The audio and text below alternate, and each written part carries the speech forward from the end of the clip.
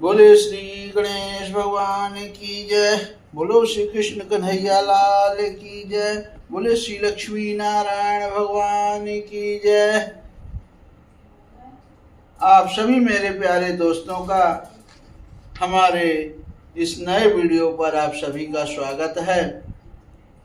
राधे राधे, जय श्री राम, जय श्री राधे कृष्णा, जय माता की। आप सभी को, आप लोग कैसे हैं? मैं भगवान से प्रार्थना करता हूं कि आप सभी लोग कुशल मंगल हों। और आज हम श्रीमद् भागवत महापुराण की कथा चतुर्थ स्कंध अर्थ षड्विंशो अध्याय यानी 26वें अध्याय की कथा आज हम आपको सुनाएंगे। आज की कथा है राजा पुरंजन का शिकार खेलने वन में जाना और रानी का कुपित होना। अब राजा पुरंजन जिस रानी के मोह में फंसकर अपना सब कुछ भूल गए हैं, एकदम जिसको बोलते हैं कि पागल जैसे हो गए, प्यार में पागल हो गए हैं। जैसे रानी करती सेम वैसे ही राजा पुरंजन कर रहे हैं। अब वो शिकार खेलने क्यों गए और फिर रानी भी साथ में गई वहां, और उनकी रानी उनसे कुपित क्यों हुई, वो कथा आज हम आपको सुनाएंगे। देखिए, श्रीमद् भागवत महापुराण कोई ऐसी वैसी पुराण नहीं है, कोई किताब पुस्तक नहीं है। ये श्री महापुराण है। बड़े भाग्य मानुष तन पावा कहानी है कि बड़े भाग्य में मानुष का शरीर मिलता है, मनुष्य का। तो भगवान वेद व्यास जी ने हम लोग को ये पुराण लिखकर बहुत बड़ा हम लोगों पर उपकार किया है कि मनुष्य योनि आखिरी योनि है। अब यहाँ से अगर हम भगवत चिंतन, भगवत मनन, व्रत तपस्या आदि करते हैं, भगवान खुश होते हैं। भगवान परीक्षा जरूर लेते हैं, सबकी परीक्षा लेते हैं, लेकिन देर है अंधेर नहीं है। तो हम लोग को जरूर ये महापुराण की कथाएं सुननी चाहिए। भगवान की लीलाएं हैं। तो अब आज हम राजा पुरंजन का शिकार खेलने वन में जाना और रानी का कुपित होना, ये कथा है। बहुत सुंदर कथा, आप लोग पूरी सुनिएगा।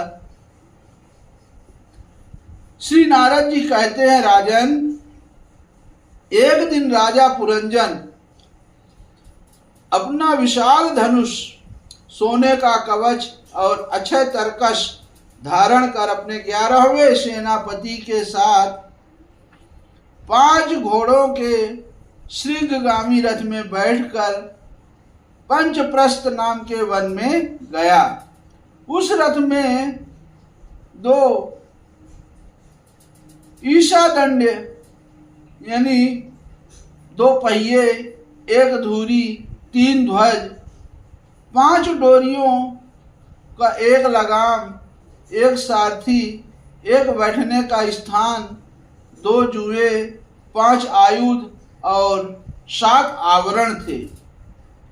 वह 5 प्रकार की चालों से चलता था तथा उसका साजबाज सब सुनहरा था।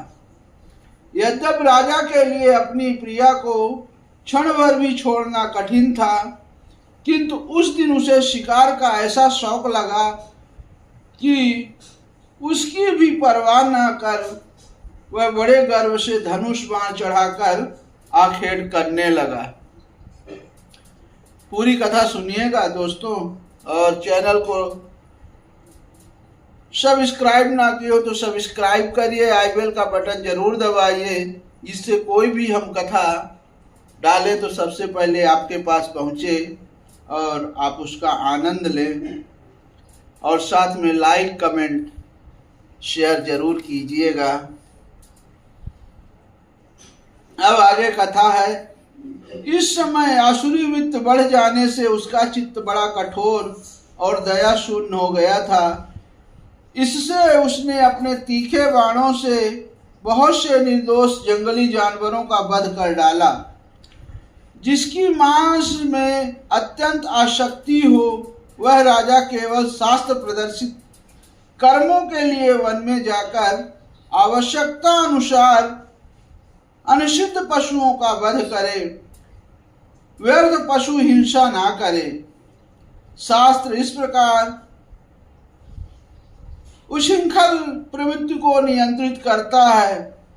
राजन, जो विद्वान इस प्रकार शास्त्र नियत कर्मों का आचरण करता है वह उस कर्मानुष्ठान से प्राप्त हुए ज्ञान के कारणभूत कर्मों से लिप्त नहीं होता। नहीं तो मनमाना कर्म करने से मनुष्य अभिमान के वशीभूत होकर कर्मों में बंध जाता है तथा गुण प्रवाह रूप संसार चक्र में पड़कर विवेक बुद्धि के नष्ट हो जाने से अधम योनियों में जन्म लेता है। पुरंजन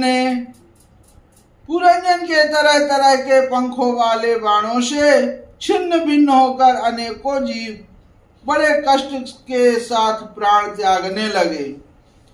उसका वह निर्दयता पूर्वक जीव संहार देखकर सभी दयालु पुरुष बहुत दुखी हुए। वे इसे सह नहीं सके।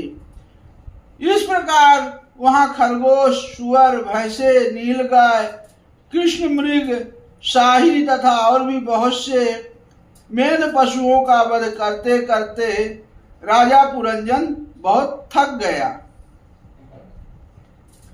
तब वह भूख प्यास से अत्यंत शिथिल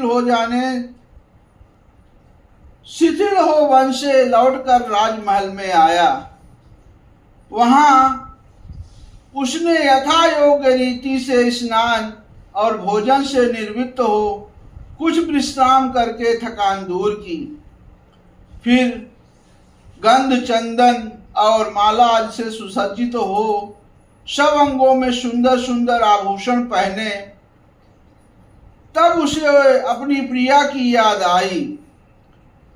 वह भोजन आदि से तृप्त, हृदय में आनंदित, मद से उन्मत्त और काम से व्यथित होकर अपनी सुंदरी भार्या को ढूंढने लगा, किंतु उसे वह कहीं भी दिखाई ना दी। प्राचीन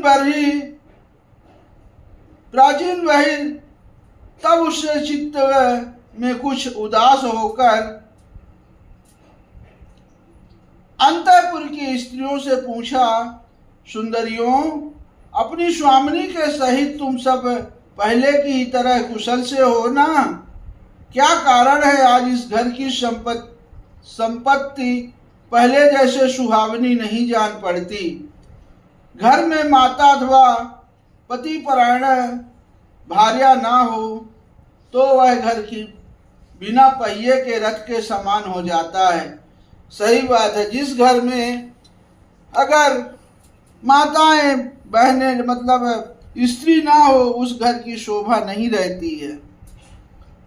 तो घर में स्त्री का लक्ष्मी है, बहुत जरूरी है।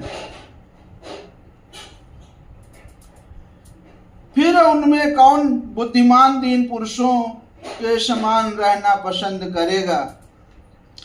अतः बताओ वह सुंदरी कहाँ है जो दुख समुद्र में डूबने पर मेरी विवेक बुद्धि को पद पद पर जागृत करके मुझे उसे संकट से उबाल लेती है। तब वहाँ की जो स्त्रियां हैं वो कह रही हैं, नरनाथ, मालूम नहीं आज आपकी प्रिया ने क्या ठानी है। शत्रु दमन देखिए हुए बिना बिछौने के पृथ्वी पर ही पड़ी हुई हैं।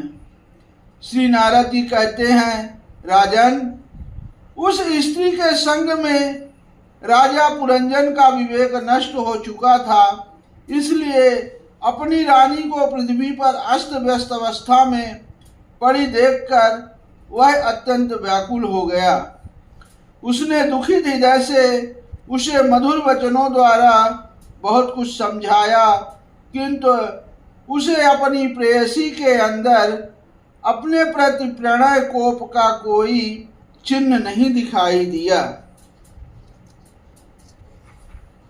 वह मनाने में भी बहुत कुशल था, इसलिए अब पुरंजन ने उसे धीरे धीरे मनाना आरंभ किया। उसने पहले उसके चरण छुए और फिर गोद में बिठाकर बड़े प्यार से कहने लगा। पुरंजन बोला, सुंदरी, वे सेवक तो निश्चय ही बड़े अभागे हैं जिनके अपराध करने पर स्वामी उन्हें अपना समझकर शिक्षा के लिए उचित दंड नहीं देते। सेवकों को दिया हुआ स्वामी का दंड तो उस पर बड़ा अनुग्रह ही होता है। जो मूर्ख हैं उन्हीं को क्रोध के कारण अपने हितकारी स्वामी के किए हुए उस उपकार का पता नहीं चलता। सुंदर दंतावली और मनोहर भौहों से शोभा पाने वाली मनुष्यनी, अब यह क्रोध दूर करो और एक बार मुझे अपना समझकर प्रणय भार तथा लज्जा से झुका हुआ एवं मधुर मुस्कानमय चितवन से सुशोभित अपना मनोहर मुखड़ा दिखाओ। अहो, भ्रमरपति के समान नीली अलकावली, उन्नत नासिका और सुमधुर वाणी के कारण तुम्हारा वह मुखारविंद कैसा मनोमोहक जान पड़ता है। वीर पत्नी, यदि किसी दूसरे ने तुम्हारा कोई अपराध किया है तो उसे बताओ। यदि वह अपराधी ब्राह्मण कुल का नहीं है तो मैं उसे अभी दंड देता हूँ। मुझे तो भगवान के भक्तों को छोड़कर त्रिलोकी में अथवा उससे बाहर ऐसा कोई नहीं दिखाई देता जो तुम्हारा अपराध करके निर्भय और आनंद पूर्वक रह सके। बहुत सुंदर कथा है। अब आगे है, प्रिय, मैंने आज तक तुम्हारा मुख कभी तिलकहीन, उदास, मुरझाया हुआ, क्रोध के कारण डरावना, कांतहीन और स्नेह शून्य नहीं देखा, और ना कभी तुम्हारे सुंदर स्तनों को ही शोकाश्रुओं से भीगा तथा बिंबा फल सदृश अधरों को स्निग्ध केसर की लाली से रहित देखा है।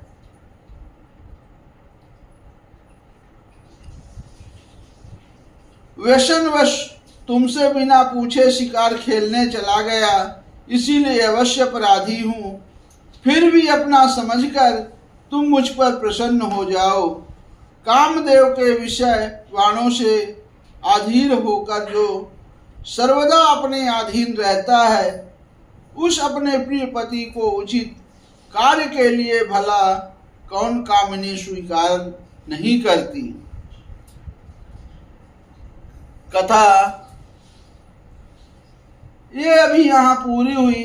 अब आगे की कथा में आपको हम सुनाएंगे पुरंजन पुरी पर चंडवेग की चढ़ाई तथा काल कन्या का चरित्र।